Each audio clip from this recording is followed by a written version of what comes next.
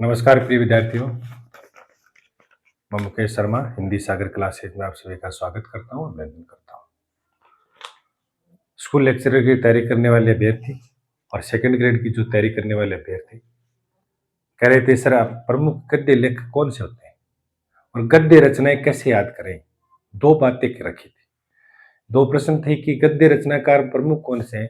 तो पहले तो मैं आपको बता दूं कि जो पहले सबसे पहले आपको गद्य रचनाकार बताऊंगा कि इन गद्य रचनाकारों को आप जरूर देखें। इन गद्य रचनाकारों को मैं बता सकता हूं कि इनसे सेकंड ग्रेड, फर्स्ट ग्रेड, केवी और नेट कर सकता हूं, तो आप भी कर सकते हैं। क्योंकि इन रचनाकारों को एक बार याद कर लिया नहीं, प्रमुख प्रमुख रचनाकारों को, इनकी रचनाएं प्रमुख प्रमुख, सारी नहीं, प्रमुख प्रमुख रचनाएं, वो अलग बताऊंगा मैं, अलग से। आज तो इतना ही बताऊंगा कि ये प्रमुख रचनाकार हैं। फिर इनके अलावा कोई अगल बगल वाले आते हैं तो आप आराम से कर सकते हैं, क्योंकि एक दो रचना इनकी मिलेगी। आप कहोगे ये तो नहीं इसकी, ये तो नहीं इसकी, फिर आप उसकी रचना निकाल सकते हो। ऐसा तरीका अपनाना पड़ेगा। सारी रचनाएं रचनाकार याद नहीं हो सकते। सारे रचनाकार अगर याद करेंगे तो याद नहीं होंगे। मुख्य मुख्य रचनाकार, मुख्य मुख्य ऐसे भी नहीं कह सकता कि 20 रचनाकार, ऐसा नहीं है। आपको मैं जो अब बताऊंगा ये लगभग लगभग 30-31 रचनाकार है, इसके अलावा और भी बताऊंगा। अब ये कैसे क्या है आपको थोड़ा सा मैं बता देता हूं। स्कूल लेक्चरर और फर्स्ट ग्रेड दोनों में गद्य विधाएं हैं। सेकंड ग्रेड के अंतर्गत जो गद्य विधाएं हैं वो केवल इतनी है, क्या आधुनिक काल की गद्य विकास, कहानी, उपन्यास, नाटक, इनका विकास है। और फिर नीचे दे रखे हैं, बस इतना ही है, उनमें तो कोई ज्यादा विशेष है नहीं, क्या है थोड़ी बहुत ही आती है। लेकिन जो स्कूल लेक्चरर की तैयारी कर रहे हैं उनके लिए देखना महत्वपूर्ण है। उनमें नाटक, एकांकी, निबंध, कहानी, उपन्यास, आत्मकथा, जीवनी, संस्मरण, रेखा चित्र, रिपोर्टाज, ये प्रमुख गद्य विधाएं हैं और इनके प्रश्न आते हैं। और आजकल कैसे आते हैं, इनके क्रमशः लगाने आते हैं, वो भी आपको बताएंगे। आज का जो विषय हमारा वो है प्रमुख गद्य रचनाकार कौन कौन से हैं, प्रमुख लेखक कौन कौन से हैं जिन्होंने गद्य विधाएं लिखी है। तो सबसे पहला अगर नाम आता है तो किसका आता है, प्रेमचंद का। सबसे पहला नाम क्या होगा, प्रेमचंद का होगा। यानी प्रेमचंद ने क्या क्या लिखे हैं, प्रेमचंद के उपन्यास और प्रेमचंद के कहानी प्रसिद्ध है, और प्रेमचंद के नाटक भी 3 प्रसिद्ध है। करबला, संग्राम, प्रेम की बेटी, ये 3 नाटक प्रसिद्ध है। और इनकी कहानी, तो गद्य लेखकों ने क्या लिखे, नाटक लिखेंगे या कहानी लिखेंगे। और जरूरी नहीं है ये जो गद्य लेखक है इन्होंने गद्य रचनाएं की है। जैसे सूर्यकांत त्रिपाठी निराला ने गद्य भी किए और पद्य रचना लिखी है। लेकिन ये मैं केवल गद्य की बात कर रहा हूं कि इनकी गद्य रचनाएं जरूर पढ़ लेना। फिर आगे चलते हैं कि राधा कृष्ण दास, ये भी क्या है, उपन्यासकार है, कहानीकार भी है। देवकी नंदन खत्री, नोट करते चलना, ये बहुत महत्वपूर्ण बता रहा हूं आपको मैं। इसके जो है देवकी नंदन खत्री का पुत्र आगे आया था, आगे बाद में उसके बाद दुर्गा प्रसाद खत्री। तो देवकी नंदन खत्री फिर दुर्गा प्रसाद खत्री, वो इतना इंपॉर्टेंट नहीं है, फिर भी आप ध्यान रखें। खत्री किशोरीलाल गोस्वामी, ये प्रसिद्ध है। गोपाल राम गहमरी, इन्होंने क्या लिखे, इन लेखकों ने कुछों ने उपन्यास कहानी दोनों लिखे, कुछों ने उपन्यास कहानी नाटक भी लिखे, कुछों ने उपन्यास कहानी नाटक के साथ साथ कविताएं भी लिखी है। लेकिन आपको उनकी केवल केवल गद्य विधाएं देखनी है। कविताओं को हम भक्ति काल, जो रीति काल में, उसमें आधुनिक काल में देख लेते हैं। आधुनिक काल में जब पढ़ते हैं तो उसमें कविताएं आती है सारी, वो पढ़ लेते हैं। लेकिन यहाँ केवल गद्य रचनाकार लिखना। गोपाल राम गहमरी, अयोध्या सिंह उपाध्याय, अयोध्या सिंह उपाध्याय, अयोध्या सिंह उपाध्याय शॉर्ट नाम लिखा है हरियोध। देखो हरियोध के उपन्यास प्रसिद्ध है, ये याद रखना। हरियोध के क्या प्रसिद्ध है, उपन्यास बहुत प्रसिद्ध है, इसको याद कर ले आप, ठीक है। और हरियोध के उपन्यास आते भी रहते हैं। उसके बाद रामनरेश त्रिपाठी, रामनरेश त्रिपाठी के बाद विश्वंबर नाथ शर्मा कौशिक, इनके उपन्यास प्रसिद्ध है। और जयशंकर प्रसाद, उपन्यास कहानी दोनों है। कौशिक के उपन्यास कहानी दोनों है। गद्यकार बहुत महत्वपूर्ण है। जयशंकर प्रसाद तो क्या है, कवि भी है, लेखक भी है, यानी इन्होंने कविता भी लिखी है और गद्य रचना भी लिखी है, कहानी, उपन्यास, नाटक।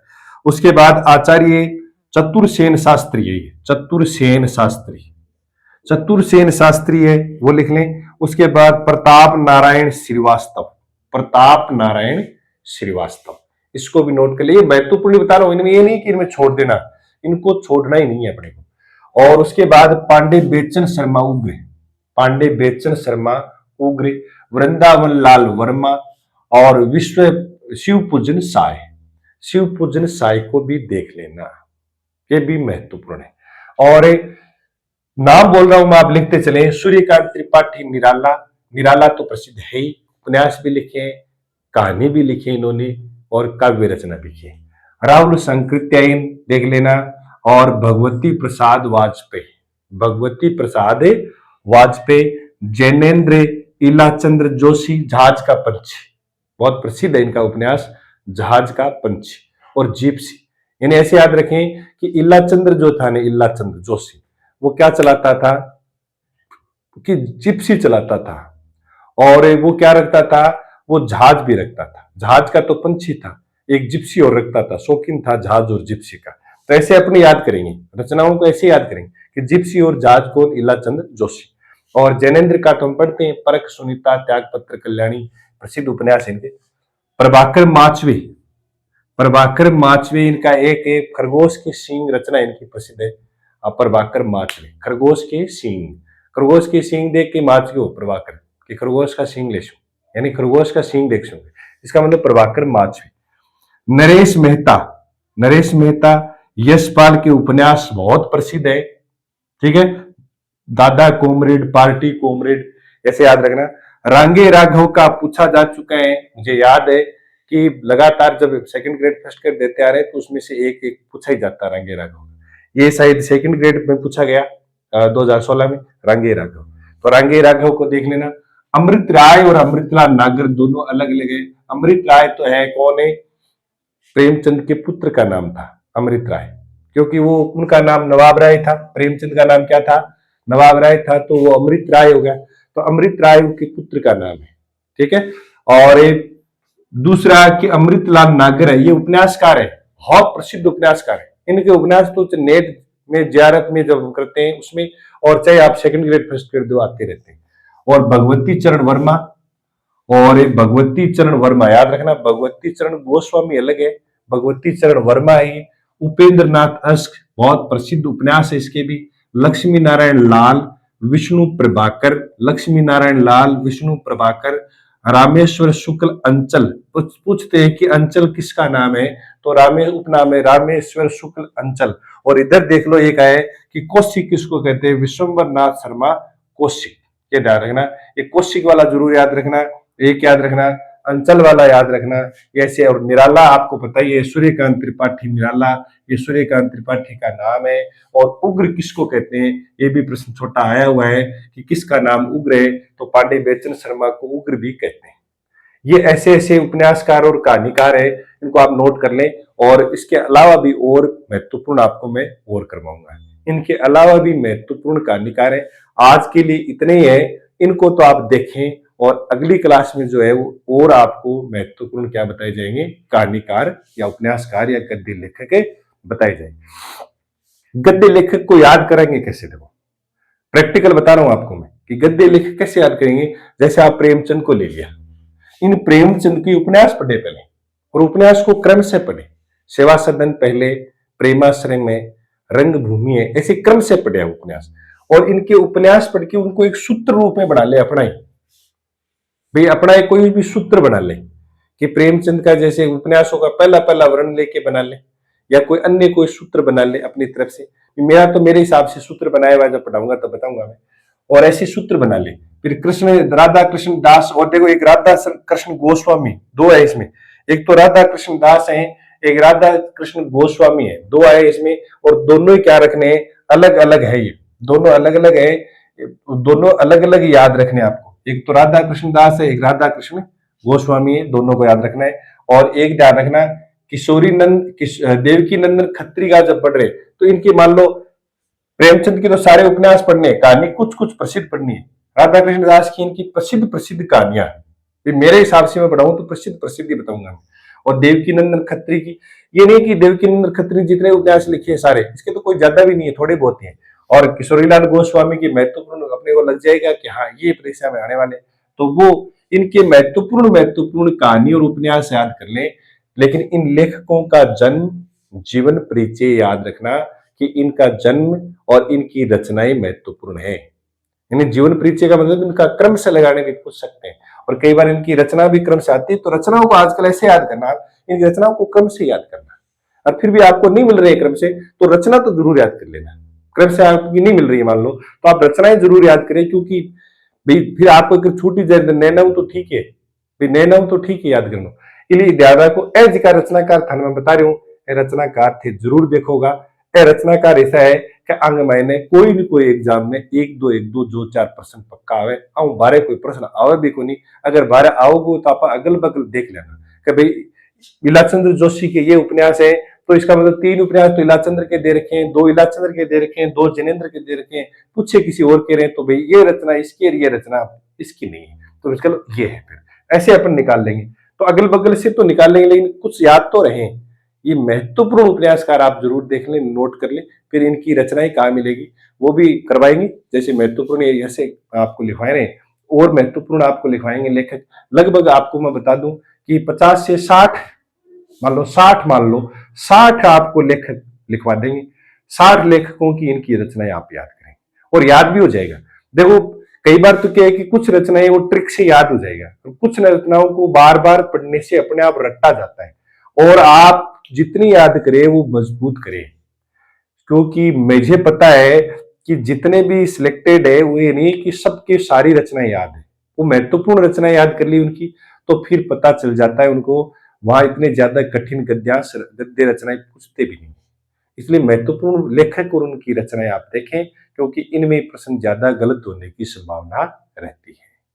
ठीक है, तो आप अब नहीं भूलोगे। इसको याद कैसे करना है वो मैं आपको बताऊंगा, वो भी क्लास में बता दूंगा मैं। इसकी भी एक स्पेशल क्लास लेंगे अपन, जैसे किसी भी एक लेखक को ले लेंगे कि इनके उपन्यास हम कैसे याद करें, तो वो उपन्यास भी याद हो जाएंगे। फिर आपको एक ही तरीका बता दूं कि आपको कभी न कभी याद करना ही पड़ेगी, यानी कद न कद करनो ही पड़ेगी याद। इसलिए तो ज्यादा समय न व्यतीत किए, पहले याद कर लें, फिर ज्यादा टाइम नहीं लगाओ, पहले याद कर लें। अब से ही मान लो आज से ही शुरू कर दो कि गद्य लेखकों की रचना आज से ही शुरू करना, आज से शुरू कर दोगे नहीं तो प्रतिदिन एक लेखक याद करोगे तो कितने लेखक हो जाएंगे, आप सम्मान का लगाना, कम से कम 60 लेखकों की रचना आपको याद हो जाएगी। और आप बार बार लिख लिख के याद करें, ऐसे याद नहीं होगा। ठीक है, तरीको मैं बता दूंगा थाने भी, मायने कहानी के भी मायने की कहानी है, बस थाने कोई लेनो देनो कोई नहीं। बात नेट में पूछे कि मैंने की कहानी है, कौन नायक है, ये नहीं है, सिर्फ रचना ही आएगी कि रचना किसकी है, इसके नायकों ने और ये पात्र किसका है, ये नहीं आएगा, ध्यान रखें। ठीक है, तो आपको वीडियो कैसा लगा आप शेयर करें, जरूर सब्सक्राइब करें, और मेरा ये निरंतर प्रयास रहेगा तो आपकी स्कूल लेक्चरर एग्जाम हो तब तक की मैं मुख्य मुख्य टॉपिक आपको बता दूं और आपको बीच बीच में उत्साहित करता रहूं। इनकी रचनाएं जैसे आप कर लें, तो आपको अगर कोई टेस्ट सीरीज मिली तो वो ले लें, टेस्ट सीरीज करने के बाद कोई रचनाएं पढ़ने के बाद फिर टेस्ट सीरीज बाद में करें, पहले नहीं करें, पहले इनकी रचनाएं पढ़ें फिर टेस्ट ले लें। आप टेस्ट सीरीज लोगे तो आप उसमें एमसीक्यू आराम से करोगे तो आपको पता चल जाएगा। बाकी मेरा ये मानना है कि पहले इनकी रचनाएं आप याद करें तो ज्यादा सही रहेगा। ठीक है, और कैसे याद क्या करना है, यानी एक जब तक आपका एग्जाम पूरा नहीं हो जाए तब तक मैं आपको ऐसी ऐसी चीजें बताते रहूंगा, आपको ये डोज देता रहूंगा बीच बीच में, ताकि आप मोटिवेट रहें। और आप वास्तव में मोटिवेट भी नहीं कर सकता मैं, आप वास्तव में एक हकीकत व्यक्ति से बात जान रहे हो जो जिस चीज में से निकला है, उनको पता है कैसे याद होते हैं, उनको पता है कि सिलेक्शन कैसे करवाते हैं। आप मान लीजिए लगातार लगे हुए हो, मेहनत खूब कर रहे हो, नेट जीआरएफ भी आपकी कर ली है, इसका मतलब गारंटी नहीं है कि आप स्कूल लेक्चर जल्दी लगोगे। नेट जीआरएफ करना अच्छी बात है, लेकिन अपने को मन में ये नहीं आना चाहिए कि मैं तो बस नेट जीआरएफ ही कर ली तो अब स्कूल लेक्चर में तो आराम से, ऐसा नहीं है। आरपीएससी एक अलग चीज है, आरपीएससी का पेपर तोड़ना, सेकंड ग्रेड फर्स्ट ग्रेड लगना वो अलग चीज है, और नेट जीआरएफ करना एक अलग चीज है। इन दोनों में रात और दिन का अंतर है। बहुत सारे लोग ऐसे सोचते हैं कि मैं नेट जीआरएफ हूं तो मैं तो हिंदी का तो बात से, ऐसा नहीं है। जो नई तैयारी कर रहे हैं वो भी दिमाग में बिठा ले कि नेट जीआरएफ वाला आप बराबर हो। अगर आपने मेहनत कर दी इस सिस्टम से, अगर सिलेबस देख के मेहनत शुरू कर दी तो थे, और वो जो जीआरएफ नेट करेड़ा बैठे वह दोनों एक समान होते, कोई थार में अंतर को नहीं। इसलिए नेट जीआरएफ से तुलना न करें, तुलना केवल अपने से करें, दूसरे से तुलना करके तैयारी न करें। अपने से तुलना रखें, अपने से होड़ रखें, अपने से प्रतिस्पर्धा रखें कि मुझे किस प्रकार से आगे बढ़ते रहना है। लेखकों की रचना थे या चाहो कि मैं सर 1 महीने में सारी रचना याद कर लूँ, तो कोनी होगी। अपन दिमाग से निकालनी पड़सी। और कोई एक ही तरीका है कि थे कोई भी एक किताब ले लो और एक ले लो रजिस्टर या कोई यूट्यूब चैनल कोई पकड़ लो, पढ़ा रहा हो कोई अच्छा पढ़ा रहे तो वो जब मान लो पढ़ा रहे भी यार वो सिलेक्टेड है, उनको पता है कि पेपर कैसे करते हैं, उनसे आप लेकर के नोट्स पढ़ा लें, नोट्स बना लें महत्वपूर्ण महत्वपूर्ण लेखकों की और उनकी रचनाएं, और फिर डेली आप एक एक दो दो एक एक दो दो याद करें। आप देखना 1-2 साल, 1 साल, 6 महीने, 12 महीने में आप एकदम परिपक्व हो जाएंगे, आपको रचनाएं आने लग जाएगी, कोई दिक्कत आपके आएगी नहीं। और फिर आप जैसे विकल्प देखते हो तो आप उत्तर निकाल दो। तो घबराने की आवश्यकता नहीं है। डटे रहे, व्यस्त रहे, मस्त रहे, स्वस्थ रहे और निरंतर आप टुकड़ों में पढ़ते रहे, खुश रहे जहां पर भी जैसी स्थिति में। आपको ज्यादा दिमाग पर किसी प्रकार से कोई वजन डालने की आवश्यकता नहीं है। दिमाग को खुला रहने दें और खुला रह के आराम से इंजॉय करके पढ़े। चाहे आप घर पे पढ़ रहे हो, चाहे आप काम कर रहे हो वहां पढ़ रहे हो, या चाहे आप कोई कोई गृहिणी है या कोई घर पे मान लो काम करती है, करने के बाद पढ़ रही है, तो वो जितना टाइम पढ़े उतना टाइम 100% लगाए, 100% उसमें दिमाग लगा ले। और देखो समय तो निकालना पड़ेगा, संघर्ष करना पड़ेगा, समय निकालना पड़ेगा, नींद आराम करनी पड़ेगी, तब जाके सफलता मिलेगी। सफलता 2, 4, 5 महीने, 12 महीने से मिलने वाली नहीं है, क्योंकि 4800 ग्रेड पे है, कम भी तो नहीं है। 4800 ग्रेड पे नहीं, ये कम भी तो नहीं है। सीधा ही आप L12 पर पियोन है, वो एल क्या लग रहा है, L1 पर लग रहा है, आप सीधे L11 पर जा रहे हो। इसका मतलब थोड़ा तो प्रयास करना पड़ेगा, मेहनत करनी पड़ेगी। आज के लिए इतना ही। धन्यवाद। जय हिंद।